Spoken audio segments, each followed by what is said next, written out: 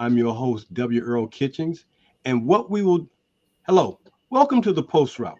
I'm your host, W. Earl Kitchings. And what this show will be about is interviews with Black quarterbacks.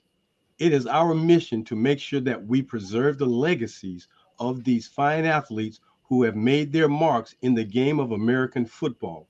And what we want to do is have conversations with them each week on our show. But being this is just a preliminary to all of that, I want to bring in a friend of mine who's an avid sports enthusiast and an African American historian and sports historian, Mr. Ricky Hampton. Ricky, welcome to the Post Route. Earl, man, good to see you, my brother. It is an honor and pleasure to be here with you this evening. Well, it is definitely my pleasure to have you on. And I couldn't think of anyone else I'd rather start something like this with than you because I know you've got some nuggets that you like to share. So let's just jump right into what we're going to be talking about today, which is the importance. What has been the importance of Black quarterbacks on the landscape for college football in America, especially since the 1950s? Because for a lot of times, they were not allowed to have an opportunity to play that position. And if they did, it was very, very short lived. So let's talk about that and what that importance has been over these years. Yeah, I think it's gone hand in hand with the black athletes march through the civil rights era. You know, supposedly we weren't smart enough to play some of these positions like quarterback or middle linebacker or be a pitcher, a catcher in baseball, or a manager in baseball. But clearly, Earl, that's just poppycock. And there's a long legacy of great black quarterbacks to prove that. And you've written about it. I'm looking behind you at your great book, The Forgotten QBs. So you know better than most of this storied legacy black quarterbacks hold in this game of football. So, Ricky, we understand it has been political, but more racial than anything. It's undeniable that the talent has been there, but it seems to be one of those things where if we allow these guys to take over this position, the most iconic position on the football field, it will change the landscape of the way at that time in those eras football would be looked at and played. And they didn't want to lose that power, that domination. Yeah, I mean, you could argue. Most people would say that the position is the most important position in all of team sports that there is, and the emergence of the black quarterback.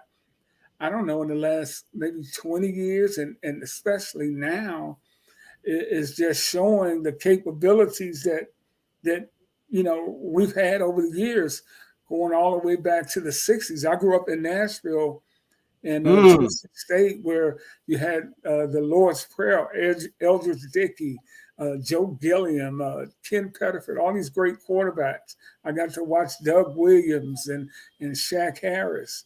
And all these guys play a role in what we see today. Last year's Heisman Trophy winner, Caleb Williams.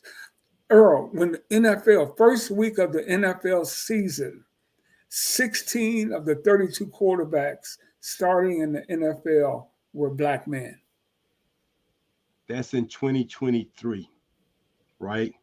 If we go back 50 years, there may have been one or two or maybe a half a dozen at the most. So it's great to see that we have progressed, that the league is starting to recognize talent. These owners are starting to recognize talent because they have two bottom lines: winning and money. And Yeah. that's what's going on for these guys. Ricky, in And, our last 30 seconds, you talk about growing up in Nashville. Of the guys that you saw playing in Tennessee State, who was your favorite? uh, it would be Joe Gilliam for sure. Okay. And I was a little young to see Eldridge Dickey, whom everybody says was the greatest quarterback in the history of TSU quarterbacks. Even Joey said that he was the best hitter he had ever seen. He was a combination of athleticism and precision passing. But Joe Gilliam Jr., he had the flash. You know, he fitted in those tight holes. And, you know, that was in the 60s, late 60s, when most of college football was, you know, 3 yards in a cloud of dust, wishbone. But at Tennessee State, they threw the ball. They ran pro-style offenses. Cat Coleman, who was the offensive coordinator at Tennessee State under John Merritt, he was running what would later be called the West Coast offense. Earl, those same principles in that TSU attack in the late 60s. Well, Ricky, I'm just so happy that I have you on today who can talk about that history at Tennessee State. We're going to get back to you on another day, my friend, and continue this conversation. But I want to thank Ricky Hampton, sports enthusiast, author, African-American sports writer, historian, for joining us today on the Post Route. Ricky, until the next time we get a chance to talk, thank you so much, and you have a great day. Thank you, Earl. Peace. All right.